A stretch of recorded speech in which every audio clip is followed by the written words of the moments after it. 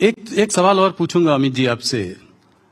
Opposition भी बार बार इसको उठाता है और वो है नीतीश जी की हेल्थ की कंसर्न्स कि उनकी हेल्थ ठीक नहीं है, इस तरह की बातें वो बहुत जोरों से। आज कल भी तेजस्वी जी ने कुछ कहा कि चाचा जो है हमारे ठीक नहीं है।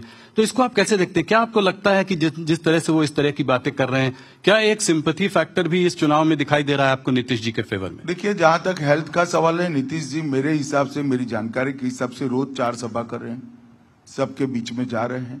4 सभा करती है तो मैं भी करता हूँ। 3 मंजिला ऊपर चढ़ना पड़ता है, उतरना पड़ता है जी, और कम से कम 2.5 किलोमीटर 3 किलोमीटर चलोगे तब 4 सभा कर पाओगे। कहाँ हेल्थ का सवाल है? और लालू राबड़ी के हर सवाल का जवाब नीतीश जी दे रहे हैं, परंतु वो भ्रांति खड़ी कर एक छवि खड़ी कर इससे बाहर निकलना चाहते हैं। महागठबंधन में सीट शेयरिंग को लेकर काफी दिनों तक जो है लड़ाई झगड़ा चलता रहा। बहुत देर बाद वो लोग जाकर किसी कंक्लूजन पर आ पाए। उसके बाद जो है ओवैसी जी ने कहा कि जो है 2% वाला डिप्टी सीएम बनेगा, 12% वाला सीएम, और जो 18% वाला है वो दरी बिछाएगा।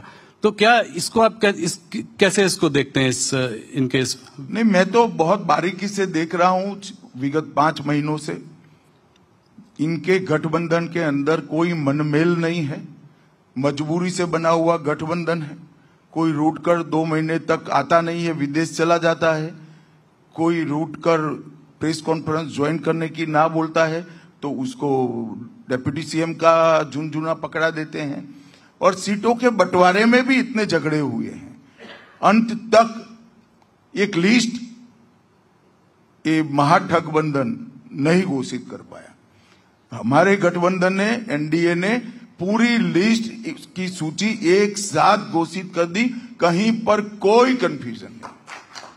हम एक मुश्त होकर 5 पार्टियां 5 पांडव की तरह लड़ रही हैं और सामने इतना बड़ा बिखराव है कि जिसकी कल्पना ही नहीं हो सकती।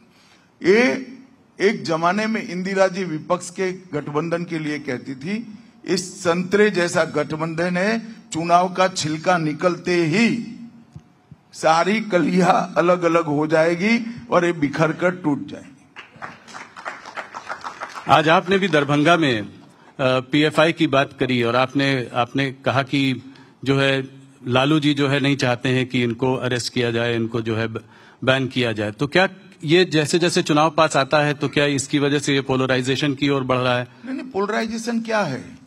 आप मुझे बताओ कि पीएफआई जैसी संस्था जी किस धर्म के अनुयायियों ने बनाई, इसके आधार पर चलनी देनी चाहिए क्या? हमारा नीति स्पष्ट है, जो देश के टुकड़े करने की बात करेगा, देश के खिलाफ काम करेगा, वो कोई भी हो उस पर प्रतिबंध लगा दिया जाए और जेल की सलाखों के पीछे ढेर सारे लोग गए हैं जी। इनकी राजनीति ही ऐसी है कि देश की सुरक्षा के लिए उठाए हुए कदमों को वो हिंदू और मुसलमान के तराजू में तोलते हैं। ऐसा नहीं करना चाहिए। देश की सुरक्षा किसी धर्म के साथ जोड़कर देखना ही अपने आप में एक बड़ा गुनाह है। लालू जी कहते हैं कि पीएफआई के संग हो रहा है जो आरएसएस के संग होना चाहिए।